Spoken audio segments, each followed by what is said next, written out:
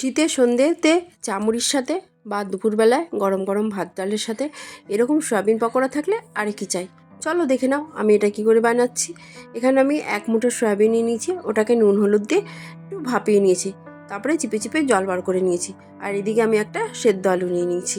এবার দেখো সয়াবিনটা তো নরমই আছে, সেই কারণে হাত দিয়ে আমি একটু ছিঁড়ে নিচ্ছি। সবকটা সয়াবিনই আমি একটু টুকরো টুকরো করে নেব।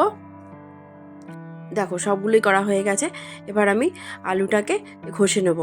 আলুটাকে তোমরা চাইলে হাত দিয়ে স্ম্যাশ করে নিতে পারো, তবে হাত দিয়ে স্ম্যাশ করলে না মাঝে মাঝে একটু দানা দানা থাকে, তাহলে ভালো লাগে না। সেই জন্যই আমি এটা দিয়ে একটু ঘষে নিচ্ছি। দেখো এইদিকে কিন্তু আমার আলুটা ঘষাও হয়ে গেছে। এবার আমি এখানে কিছু গুঁড়ো মশলা অ্যাড করব। এখানে আমি জিরে গুঁড়ো দিয়ে দিলাম 1 চামচ মতন, 1/2 চামচ হলুদ গুঁড়ো, আর দিয়ে দিলাম 1/2 চামচ দিলাম কাশ্মীরি লঙ্কার গুঁড়ো, এটা সম্পূর্ণ কালারের জন্য। আর দিয়ে দিলাম 1/2 চামচ মতন চাট মশলা, এটা দিলে একটু চটপটা হয়। আর দিয়ে দিলাম গোলমরিচ গুঁড়ো 1/2 চামচ মতন, আর পরিমাণ মতন নুন দিয়ে খুব ভালো করে মাখিয়ে নেব। তোমরা যদি চাও কুচনো লঙ্কা বা চিলি ফ্লেক্স দিতে পারো, তবে আমার ঘরে বাচ্চা আছে বলে ঝাল হয়ে গেলে খেতে পারবে না, সেই জন্য আমি এগুলো কিছু অ্যাড করিনি। দেখো এগুলো কিন্তু সব মেশানো হয়ে গেছে। এবার আমি এর মধ্যে দিয়ে দেবো বেসন, 3 চামচ মতন বেসন দিয়েছি, আর 1 চামচ মতন আমি কর্নফ্লাওয়ার অ্যাড করব।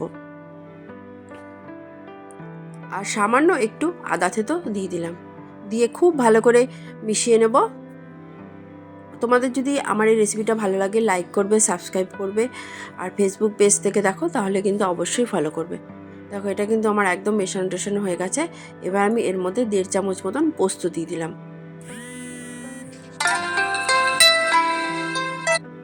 দিয়ে খুব ভালো করে মিশিয়ে নিচ্ছি।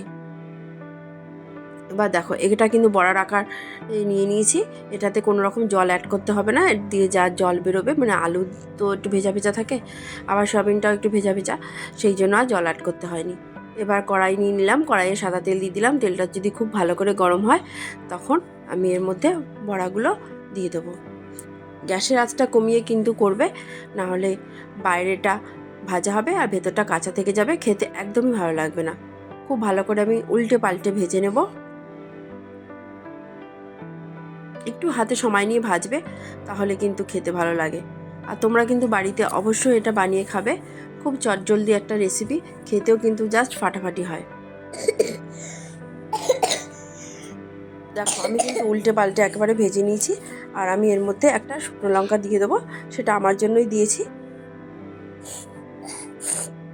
দিয়ে দিলাম শুকনো লঙ্কাটা, একটু তেলের মধ্যে নাড়াচাড়া করে নেব। দেখো এইদিকে কিন্তু আমার বড়াটা একদম রেডি হয়ে গেছে।